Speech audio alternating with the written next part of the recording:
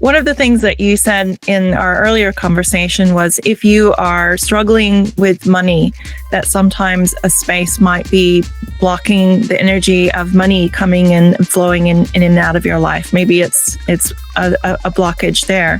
Have you ever done a space clearing where you have had success helping someone with their business? We all have down days, right?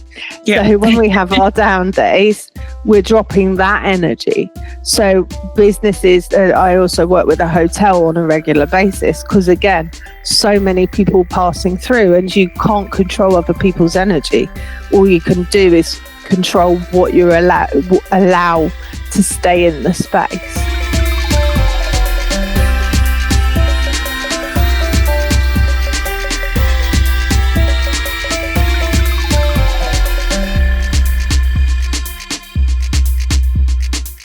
Welcome to Hexotica, where we ditch sleeping in the matrix to craft an alternative self-reliant lifestyle on your own terms.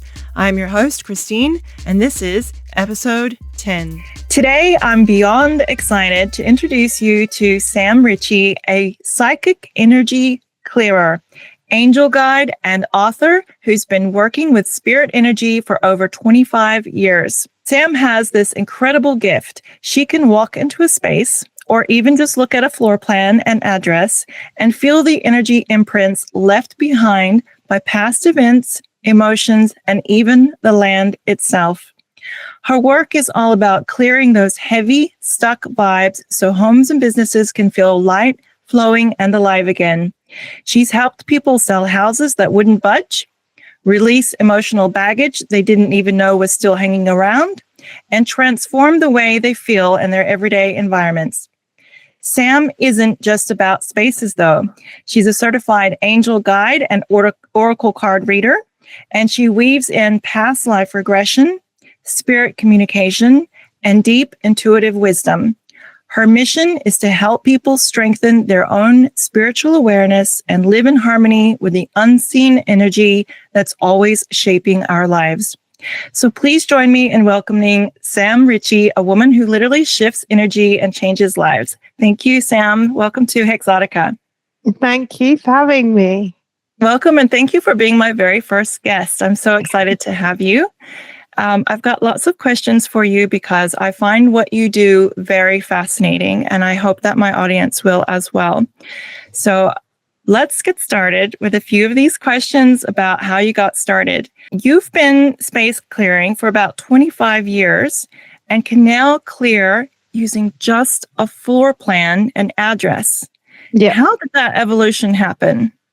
Okay, so I've always been able to see spirit. In fact, as a child, I was much happier living in that world. If the doorbell rang, I hid. So for me, it was normal. In fact, I thought everyone could see spirit until I was about 20. And someone went, no one else can see that woman you're talking about in the corner, right? Like, no, I thought everyone could see it. Honestly, I did. I really believed that everyone could see this other realm that I was seeing. So at that time, I was late teens, early 20s. I was working as an estate agent because I've always had affinity with houses as well. And I just, when I left college, it just fell in my lap. So it was obviously meant to be. And I was always able to sell the properties that no one else could. And I had no idea why. If there was a spirit, I'd send it to the light, ask that it get taken to the light. But beyond that, I was just doing my job. Wow. And then so tell us about your earliest experiences sensing spiritual energy. Like, what was it like growing up in contact with that? I literally lived in a different world, and I was constantly black and blue because I'd walk into everything because as a young child, I had a bit of a difficulty seeing this physical reality we live in. It was more, I was living in the alternate reality. Thankfully, both my parents were psychic. And although it was not talked about because my mum was terrified, Oh my gosh. So they kept it a secret from you. So you were No, did you feel alienated when you were growing up, seeing these? I mean, until you started to realize that nobody else was seeing these, did you feel alienated? And did they talk at all to you about what their experiences were? no, I didn't, because I was surrounded by spirit, and I always felt safe and loved in that environment. School and things like that, I found very, very difficult. I would shake as I walked across the classroom, because I was just terrified of the people and the emotional energy that I was picking up of people. School was really difficult for me. At home, it was known that my mum saw stuff, because my aunt's psychic as well. And in fact, she does oracle card readings and like intuitive life coaching now. And so it was always known. We knew mum could see stuff, but she was scared. She wouldn't go to bed without the light being left on in the hallway. So quite different feeling from you then, if you felt comfortable around spirits, but she didn't? Yeah. But it wasn't until she died that I found out that my dad could see them too. What? And he never talked about them, though? He never talked about them till after my mum died. We moved to Spain, and my dad came with us while we were house hunting, and we were staying in an apartment. He was staying in a different apartment, and he said to me, "Who are all these spirits in this apartment?" And we're like, "What? You can see them?" Yeah, I've always been able to see them, but it scared mum, so I never said anything. And so it wasn't until that point that I knew that he could see them. So although it wasn't talked about, I wasn't made wrong, which I think is what happens with most children. Is, they're talking to their invisible friends and they're told not to be silly. There's no one there, and then people stop seeing. But that didn't happen with me. I see. What do you think? Like, I've seen this so many times that people, when they have this ability, that sometimes it goes back generations. I've seen people say, "Oh, I'm 5 generations of having this ability." It's very different from my family. Let me tell you, there was no spiritual talk, and my mother was mostly atheist, though we lived in a very religious area. What do you think scared your mother? Was that you have a bad experience, or was it just not being comfortable because of how she was raised? Or yeah, I would say her family, my grandmother and my grandfather, well, my granddad has come back since he passed to my aunt in a spiritualist church, and he said, "I wouldn't be caught dead here." Right? He didn't believe it. He was like, "I would never be caught dead in a place like this," but he's in spirit, right? So he said that was his sense of humor. It's like, "I know I'm dead, and here I am." Wait a minute. So he's dead, and he's saying I wouldn't be caught dead here. Yeah. That's hilarious. I know. That's exactly how my granddad was, right? That's so funny. Him and my grandmother were not open spiritually at all. But my great grandmother apparently used to read tea leaves, and very successfully read tea leaves. So, and then the fact that my mum and my aunt were both psychic, and then me. So yeah, definitely is something in the bloodline. I also have a sneaking suspicion my grandmother on the other side but was never talked about. That's fascinating. If there was never any kind of talk of spiritual sensitivity in my family, none. So it's something I think that I would love to develop if it's possible, but to have that nourished from a young age and feel safe with that's pretty amazing. And the business of being psychic as well goes back with the tea leaf readings. Yeah. That's amazing. So how did your intuitive gifts develop into a full-time spiritual practice for you? You said it was around when you were 20. So when did you start to actually do it as a service? That's only since COVID, really. So the last 5 years. So what happened was about 25 years ago, we moved into a house, and I knew there was no spirits there, but it felt off. and the black bedroom with the black ceiling probably wouldn't help in that, but it wasn't a comfortable place to be. And at that time I met someone and she went, "Oh, you want a space clear?" And Google wasn't really a thing there. So I was like, "Okay, how do I do that?" And she's like, "Well, basically you go round clapping with a joss stick and you set the intention you're going to clear the energy." Like, all right, I'll give it a go. So I started, and it was basic, very basic. It was literally me clapping and then going around with a joss stick. And as I did it, I saw all this history from the property, and it was pretty horrific, some of it. But I could see all of what had happened, what the rooms had looked like. And when I told this friend, she went, "You do realize most people don't see anything when they space clear. They just feel the energy's better and things calm down in their house." But for me, I didn't know what to expect. And for me, seeing stuff's quite normal. So when you say see, like you visualize it, it's very clear. Like you, or is it like a projection that you can actually see as if it's in the room? Yeah, it depends. Sometimes it's like a movie playing in my head. Other times it's like just snippets, and other times it's I can hear stuff. But sometimes it's just feeling what happened as well. So it's like all of it, and it depends. And I don't know what I'm going to get when I'm going to get it. When I'm working, I have got a practice now so that when I'm not working, I'm not bombarded. Because for a lot of years, and I love history and I love buildings, but going in some can be really traumatic until I worked out, okay, this is what I need to do. I need to protect my own energy so that when I'm not working, I can go into these places more comfortably. For example, we went to Salzburg not long ago, and we went to the fortress there. And it's like, okay, my protection's on. I'm not working. And very respectfully, there was a line of spirits along the wall, right, waiting to be sent to the light. And I'm like, well, I can't leave them there, can I? So it's like, okay, I'm going to help them leave, but I do not want to see anything. I am not working. This is a favor, okay?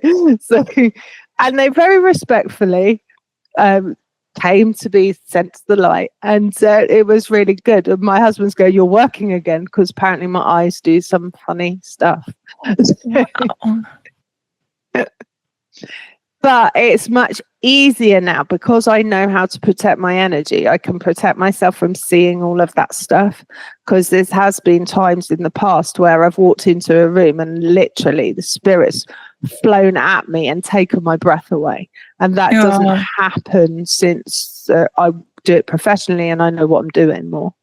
And you said you also, as a child, would also pick up on the energy of people as well, like when you went to school, just the chaotic picking up of how everybody in the room is feeling, and on top of the spirits being there. The spirits were much easier to deal with. So what are the signs or symptoms inside of a home or business that tell you that it needs clearing? Okay, in my opinion, every property needs space clearing. Every property. Every property. Because if you think, when we walk into a place where there's been an argument, we say you can cut the atmosphere with a knife, right? So there's always something that hasn't been the most optimum in a property, and it could be on the land as well. That whatever's happened on the land can have an effect on the property can be brand new, but still have problems because of what it's built on. So I believe every property. However, most people can do this, right? So unless you're scared or you've got mental health issues, you can space clear to a degree on your own. And a lot of properties, that's all they need. you may or may not see the history. So if you're scared to see it, perhaps don't do it. But you might not. Most people don't, but you might. So the things that space clearing has helped with it that I've seen is properties, as you said at the beginning, properties that are stuck on the market for no apparent reason, selling, problems with tenants resolving, businesses starting to thrive, strange smells or noises or things moving stop, animals stop acting up, people sleep better. One lady even lost weight. Mm-hmm. Wow. Now, I'm not saying space clearing is the new weight loss program. Yeah, That was a very extreme case. That would be a bit too much invested in the idea. One of the things that you said in our earlier conversation was if you are struggling with money, that sometimes a space might be blocking the energy of money coming in and flowing in and out of your life. Maybe it's a blockage there. That was really fascinating to me. Have you ever done a space clearing where you have had success helping someone with their business, going in on a business space? Yeah, I work regularly with a few business owners. One has an industrial plant, and I space clear that monthly for him because he's got so many different people going in and out, and everyone drops their own energy, right, to some degree or another, either in a positive or a negative way. But when you've got so many people going in and out of a building, you can't help but not everyone's going to be 100% on it every day. We all have down days, right? Yeah. So when we have our down days, we're dropping that energy. So businesses, I also work with a hotel on a regular basis because, again, so many people passing through and you can't control other people's energy. All you can do is control what you allow to stay in the space. Interesting. And what kind of emotional or spiritual states tend to linger in spaces, and how do you clear those residues? Okay, so the it can be fear, anger.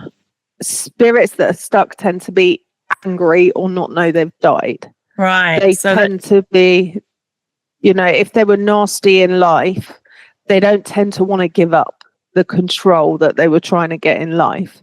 So that's why a lot of the spirits that I've come across have been angry because they don't want to let the control go. There's a few I've come across that just don't know they're dead, right? So they've died suddenly, and they're just like, hang on a minute, what's happened? I don't what's going on. So they just tend to replay what they did during life. Mm-hmm. And then you've got the ones that we want, which is the loved ones just popping in to say, I love you. And they're not stuck. So we let them be. We send the message and we let them do what they want to do, because they can go wherever they want. So that's a good reason why we should work on our spiritual development when we're living and try to understand why we're alive and to have that ability to get in touch with our intuitive guidance, our inner guidance, and to try to live a positive life, isn't it? Because we don't want to die with a chip on our shoulder or a grudge or be angry because we might get stuck. No, and to be fair, the people, you and the people listening to your podcast are unlikely to be one of the angry ones, right? They want control. They want to cause trouble, right? And I don't think anyone listening to this would be like that in life. So you're not going to be like that in death. Yeah. Would it be like narcissistic people, sociopaths, psychopaths, people who are murderers? Yeah. Yeah. Do you think it would be the American president? Is he going to move on? Please tell us that he's going to get stuck. Would it be people like him? Sorry, I couldn't No help it. American Australian here, so I just had to ask that. I think he's a pretty unhappy person, though. So when I imagine someone that would get stuck, I think of someone who has tried to control other people, who wants things to always work out for themselves, and who has a lack of empathy or a lack of compassion. Yeah, I mean, we're getting into dodgy ground here, aren't we? But I think it's more he's being controlled, but he wants to be in control. Mm-hmm. Oh, yeah, I will agree with that as well. Yeah. You know, he wants the power, but actually hasn't got any. Yeah, that's true too. Yeah. How does energy clearing ripple out into the community or into collective healing? How can it help humanity? Yeah. So, right, we've just touched on the fact that we're bombarded with negativity and negative people with our last bit. And so if we think that we are totally bombarded by negativity, that if you turn on TV, it's all fear porn, you know, you've got to be scared of this, you've got to be scared of that, you know, everything's in crisis, everything's chaotic if you turn telly on. If you don't, it's less so. Right? And so what that's done is create this society that is full of fear and full of negative. And when you're in fear, you're easily controlled, right? So if you're in fear, then your emotion is negative because it can't help not to be. It doesn't matter what you do. If you're scared, then you're giving off that vibe, which actually just produces more things to be scared of. So if we can get rid of the negativity in the buildings that we occupy, that's going to make us feel safer. It's going to make us feel more in control of us. It more empowers. And what that does is everyone we meet, we have an effect on, right? Whether it is negative or positive, we have an effect on everyone we speak to and everyone we meet. So if we are in a better place because we've removed some of the negative energy, what it does is it's taken a chunk of the negative energy out of the community and out of the world. And that can only be a good thing, especially at this crucial, it feels like a crucial time we're living in, right? Yeah. We are so in the middle of this big transition where things are going to be really different, you know, where the systems that aren't serving us will change. I don't know if I can handle any more fear. Like being Gen X, we grew up with the fear of the environment, and then it was the epidemics, and then it was the end of oil, and it was the inconvenient truth, and then it was nuclear, and now we've got AI as well. They're trying to put fear into us about how AI is going to take over the world. There's so much to be afraid of if you let it, that it's kind of that thing where we've got to be the hope that you want to see, isn't it? Yeah, I really believe that it starts with us, every individual, and you can choose. At this time, it's all going to be doom or gloom. There's no getting away from the fact that things are changing, and they're changing rapidly. Illusions are crumbling. We are walking into a world that we won't recognize. But we can be fearful or we can be positive about it. And if you put yourself in a hopeful place, then we will attract back that. And the more people that can vibrate higher and become aware that they have the power, even if you're being told you don't have the power over yourself, you do. Because you can choose to be in fear, or you can choose to be in hope. And if we can, more of us can spend more time in hope than we do in fear, don't get me wrong. There's going to be times when all of us go, oh my God, what now? Oh, yeah. Right? Yeah. There's no getting away from it. Fear is a human emotion. But if we can not live there, if we can spend more time in hope than we do in fear, then we are actually creating the positive world that we want to see, rather than being controlled. Because what fear does is you believe everything you see, you have no discernment, and you just go, oh my God, how bad is life? Right? You just How give away your bad is power, everything? and you give away your totally power. give your power When away. we can be co-creators, we can create, we can shape our reality. We can reframe our narratives. We can reframe what we see. Maybe we can't, we've got that sphere of control that we can create beautiful things from. That's what I believe as well.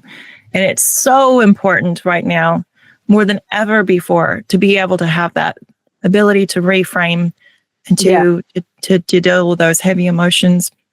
Yeah, totally agree with you. And it's not always easy. But the thing is, if you can be in a higher vibration more than you're in a negative vibration or a lower emotion, then you're doing a good job, right? Yes. Don't beat yourself up.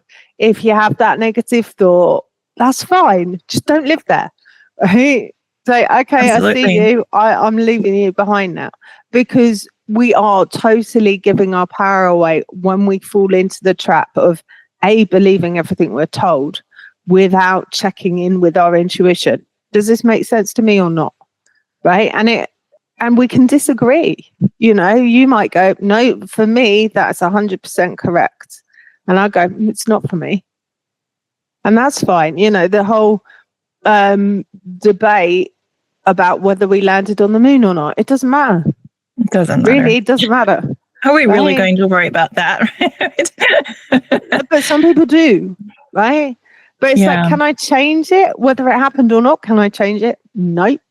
So at the end of the day, does it matter whether they landed on the moon or not? I don't think it does. But other people say it does matter whether they did or not. Well, up to you. But we can agree on a subject or disagree. That's fine. Because my reality is different from yours. Yeah, absolutely. I love that message that our power comes from within. I do believe strongly that inspiration is divine guidance, and that so much of the answers that we're seeking in the world are from within. If we would just quiet down and listen to what we are truly thinking and desiring and what's inspiring and what's lighting us up, we can have self-compassion as well to overcome our fears, and that there's just so many answers within us, and we need to stop looking outside. And if we look more within, we can empower ourselves to do more of that co-creating of our reality. So you're a certified angel guide and you're an oracle card reader. So how do oracle cards and past life regression and clearing interact in your sessions? Like, do you use different tools when you do your energy clearing? Yes and no. So when I space clear, it depends on the situation. So when I space clear, I clap first. I use Palo Santo and stage. Well, the very first thing I do is protect my energy. I use bells, singing bowl, and I've just added tuning forks because they're fun. And why not? So that's what I use on a regular basis, an intention. So I always call in the angels with that intention that we're going to clear the space for the greatest good of all. And it's always for the greatest good of all. If it's applicable, then I will pull an oracle card as well to give more clarity on a situation. And sometimes I use pendulum as well. But the basic tools for space clearing don't really use oracle cards. That's just something that if it feels right, then I'll do it. If it doesn't, then I won't. That's a separate session that people can do with you. They can work with you to have oracle card readings or past life regressions. Yeah. So it is a totally different thing. Although in my circles, because I hold space for 2 in-person circles, and now I've just gone on online with that as well. So there will be a meditation, and I always pull cards. And every other Tuesday, I do free oracle card readings on my Facebook page. With the oracle cards, what's your do no harm approach to your readings? Like, how do you heal without revealing trauma? Like, when do you sometimes come across people who have trauma, and how do you deal with that when you're readings? Because Hexotica is very much aimed at people who have spiritual practices or who may have spiritual businesses. And I know from my own experience, being a social media manager, I worked for a lady who helped women who were struggling with their weight. And often that went back to them having trauma. And I had sometimes to confront some very heavy trauma online, like on ads, even they would comment with their trauma. How do you try to help people without triggering that? Yeah. So the way I read oracle cards is it's for guidance. So I try to guide them what they could do, tools they could use that could help them. I'm also very mindful of sometimes the messages I get are really blunt. I'm very mindful not to put them across that way. It's like, really? I'm not saying that. Like spirits are telling you, they're telling you such things, and you're like, I'm not saying that. Yeah. And it's just, you've got to use your discernment. And I always I work from the place of the highest good of all, right? Is what I've got to say going to help them or hurt them? If it's going to hurt them, I'm not saying it. If it's going to help them, especially if they're wary, if they don't trust that I actually know what I'm doing, and they need that verification of a situation of their past, which no one could possibly know, then I might say it, but I would say it in a very gentle way. That's a great approach. And I think that's important for a spiritual practice, a business, as well as like what we're producing and putting out online. Like, I'm not always perfect with that, but I often do try to think, how is this going to help people? If it's not going to be helpful, I'm not going to post it.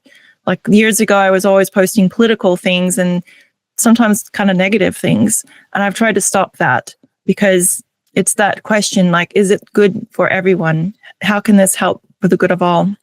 Yeah. It's a great litmus test. How can everyday people strengthen their intuitive muscles so that they can sense and shift energy themselves? What kind of tip could you give us for that? First of all, protect your energy. And if you don't have a practice already, on my Facebook, my YouTube and my website, there's a free protect your energy meditation. If you practice that, you can do like I do, which is I do it in the shower every day, because it becomes a habit then. You know, I'm washing my hair and putting my angelic protection on. You can't wash away the negative energies. Yeah, I use salt as well, because that's really good at getting rid of negative energy. But if you make it a practice every day, and if you do it, I'm a great one for how can I save time without ever forgetting to do it, right? Which is why the shower works for me. And then meditate, join circles, listen to podcasts, read, and also know that you're always right. Okay, your intuition's always right.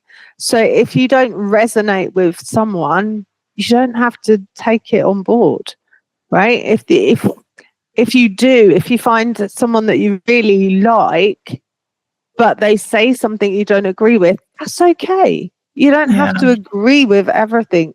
You are individual. You're not going to be the same as me. And that's your superpower, right? Our superpower is there's only one of us. So don't get held up with, oh, but I don't agree with that thing. Just let it go. Detach from needing to be right. That's such a good, strong lesson that we all have to practice. I know I have to practice quite a lot. Sometimes I used to want to be right about political things. But you can be right. You don't need to push it down everyone else's throat, right? So what do you believe? What's true for you? Keep that and leave the stuff that doesn't resonate with you. Because with spirituality, it's a very individual thing. And to build the muscle and it is literally building the muscle, is move away from fear and stepping into your own power. Every single person was born with a psychic ability, some to more or less degrees, but I believe every single person was born with an ability to see different dimensions. It's only the fact that of society, television, newspapers, teachers, parents, where it wasn't acceptable to see these things. How many kids talk about their invisible friend? Right? And then they're told, no, can't say that. Right? That's their psychic ability. They are actually talking to spirit. Right? So it's finding the ways that work for you. There is no one size fits all with spirituality, I don't believe.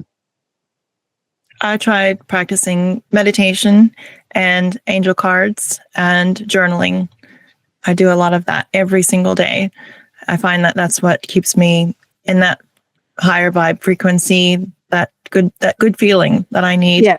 Journaling's amazing. I journal every day too. Journaling for me has been the way that I manifest. I find that that's the strongest. When I journal something out, when I script things, that's usually how things can come into I can create things. I've journaled specific descriptions of people that I'd like to meet, and then 2 months later, that person will come into my life. It's pretty amazing journaling. Yeah, that's cool. And it's also good to get stuff off your chest as well. Yeah, it's therapy. Yeah, it really is. Therapy. There's so many different ways you can use journaling. I'm a big list writer, which is a form of journaling as well. So I have lists for everything. You know, this is my list for my circles, ideas. So every time I get an idea, there's a list for it to go on. And it just, for me, it keeps me on track so that I don't get distracted. I know what I've got to do every single day so that I don't get distracted. Because I can be like, oh, shiny thing over there. Yes, I'm really big into lists and to spreadsheets a little bit too much. So I've got one dark question before I kind of switch to talking more about business and practices, and that is, have you ever felt resistance or fear when you're doing your energy work? Like, what are the darker or more challenging sides of what you do? Okay, I haven't felt fear, because when I'm in a challenging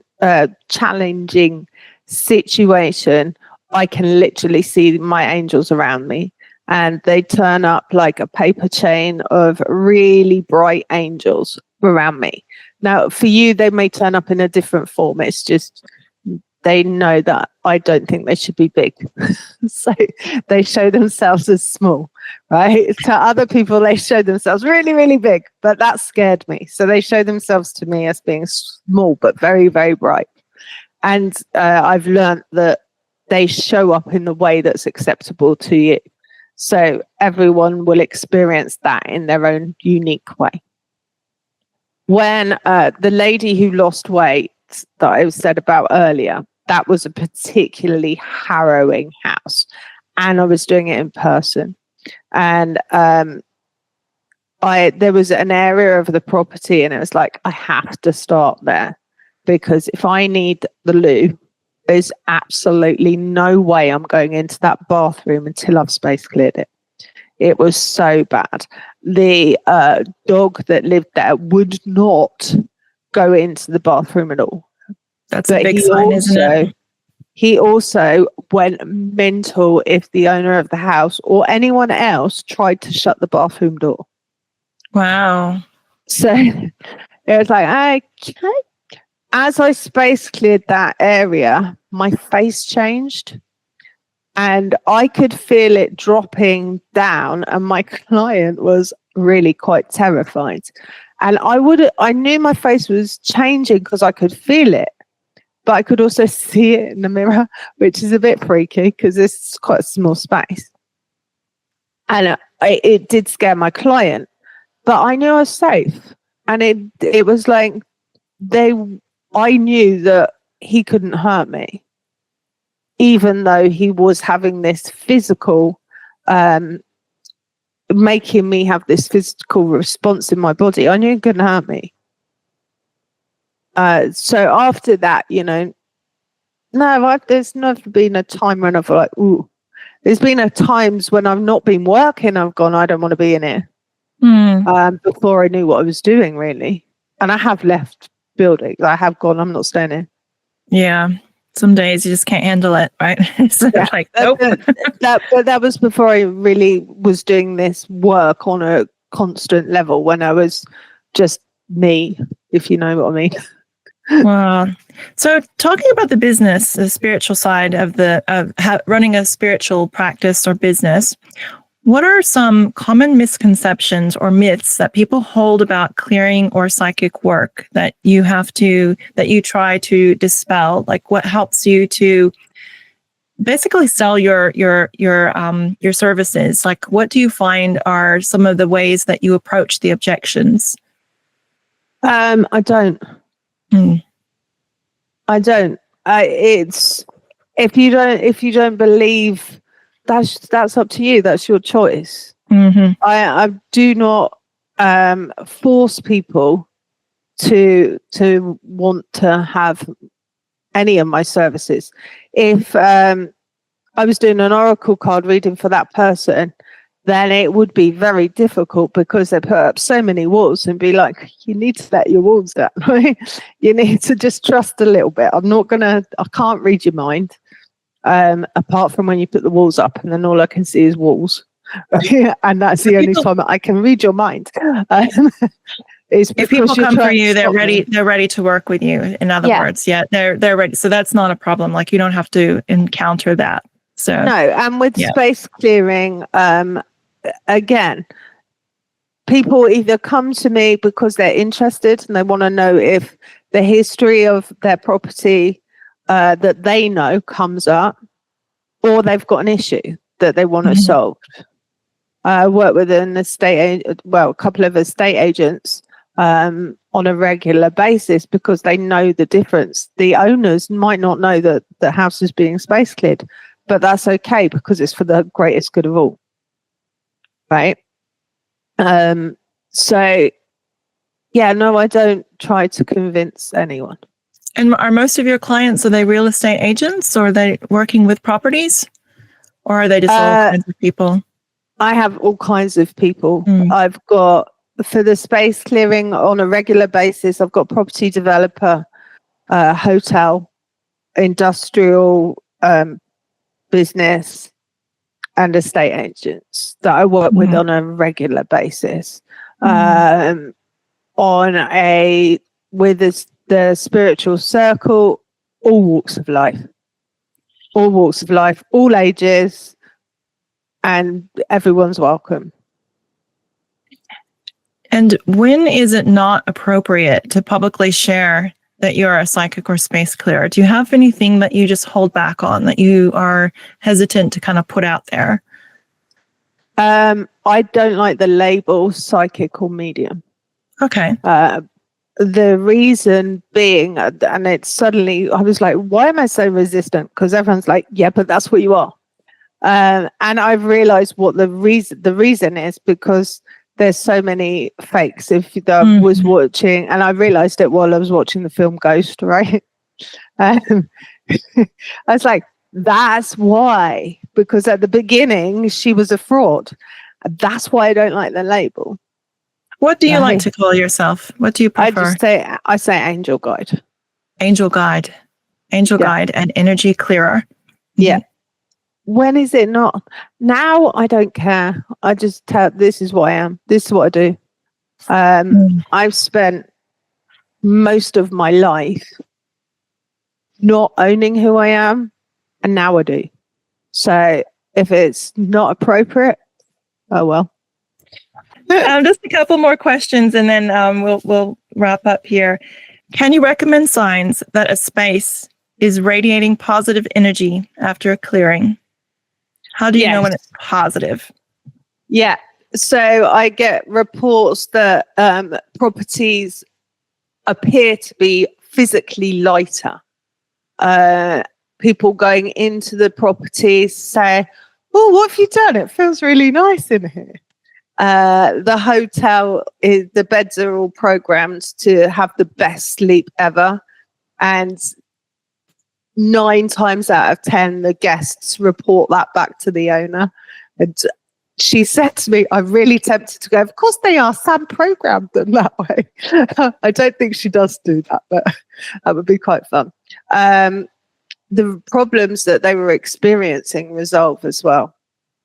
So animals start behaving better, smells vanish, businesses, the phone call they've been waiting for arrives, the tenants let them into a property when they wouldn't, which is how I got started with space clearing remotely. It's because a friend of mine had a property that was her grandparents that she was renting out, and it needed essential maintenance, and the tenants wouldn't let her in.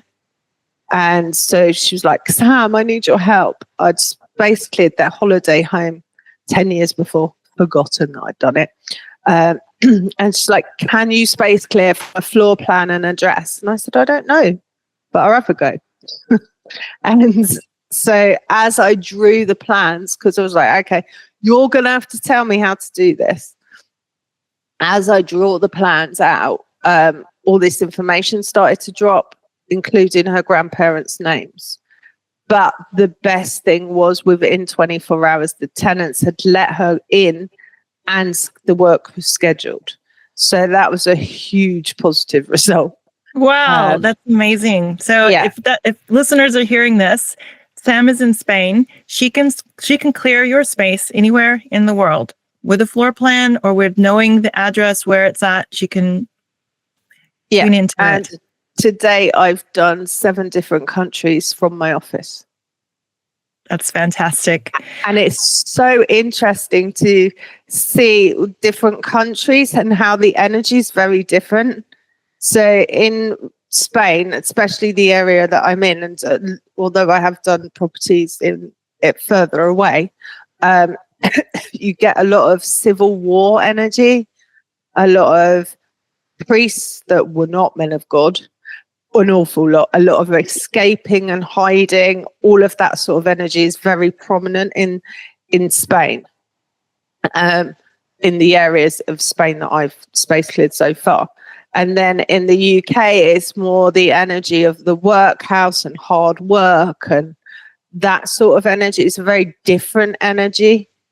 And then I did Poland and Belgium, and they were both very Second World War energy about them, and hiding again, but in a totally different way to Spain. And then the States, it's like cowboys and Indians and things like that. And I was like, ooh, this is cool. I grew up in Atlanta, Georgia, Civil War area, and I live in Melbourne, Australia. Have you done any clearings in either around those areas? No. Where have I done in America? So one was New Jersey, and one, I want to say Minnesota, but without looking, I can't remember exactly where it was. But the New Jersey one had Civil War energy. Actually, they both did, but very different. My understanding is that they're a long, long way away from each other, but I don't know. And I don't Google search where they are, because I don't want to know the information, because I want it to be not something that I could have imagined. I want it to be authentic. So I never look up unless there's something I can't explain afterwards and the client doesn't know. Like the one in New Jersey, I kept seeing JFK being shot. Like, why am I seeing JFK being shot? My American history is not great, but I'm pretty sure he was nowhere near New York.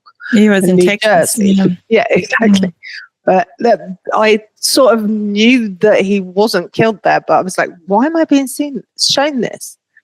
And I went back to my client and she said, don't know why you're seeing JFK. And I went, all right, then. I'll have a little Google look now then. Anyway, it turns out JFK Airport's just around the corner. There's a tunnel called JFK Tunnel. There's even a shopping centre. And when I said to her, she went, oh, yeah, I forgot about all those. There you go. I was like, okay. So that's why I'm being told JFK.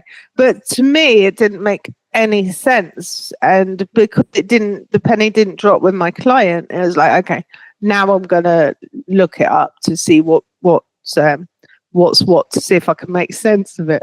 Another one I did in the Canary Islands. So Tenerife, which is a very small island. And I kept seeing American caravans, where they used to travel through the prairie.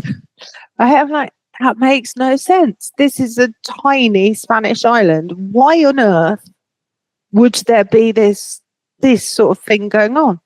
And so I was like, all right, I'm trusting you. And so I told my client and he went, oh yeah, that totally happened. All right. I wouldn't have thought in a million years that would have happened. I could not make sense of it at all. But it doesn't need to make sense to me. It needs to make sense to my client. Yeah. So in Canary Islands, there's prairie like wagons. Yeah. Really strange. I think there was a lot of immigrants from what I gathered from the space clearing. There was a lot of immigrants coming through it rather than staying. It was almost like it was a travel through place. I don't know. Interesting. Well, it's been such an interesting conversation, and I have to admit, like, I've been watching I watched the UK version and then the American version of the TV series Ghosts. Oh, it's fab, isn't it? It's so much fun, and it's just been a nice little respite with working so hard and hustling lately. I've been watching these episodes, and it sounds to me like the way that you describe spirits, it's not that far off. They have senses of humor. It really isn't. They're just humans that are stuck in ghost form, and they can be quite funny. And my spirit guides are quite hilarious as well. One of them looks like Yoda. Now, I haven't even watched Star Wars. And when I said, oh, what do I call you? He went, you can call me Yoda. Like, oh. Fantastic. Okay. Thank you so much for joining me today, Sam. I really appreciate it. And I thank you for your time. I hope everyone who is listening has enjoyed this. And where can they find you and how can they work with you? Okay, so my website is samangelguide.com. On Facebook and Instagram and YouTube, it's Sam Angel Guide.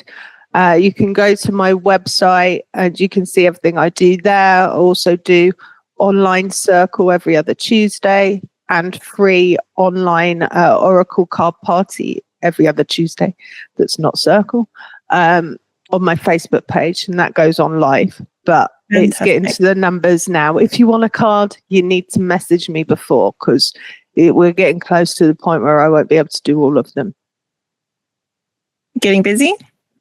Yeah. I reckon I can do, because I get, they send me the messages really quick, so it sounds like I'm going blah, blah, blah, blah, blah. But I reckon I can do 20 Oracle cards on one party, and I'm regularly getting up to about 15 now. So wow. So I will leave those links mentioned in the show notes so that you can easily find Sam online. So thank you so much for joining us, Sam. And thank you. Take care. See you soon. Bye. Bye.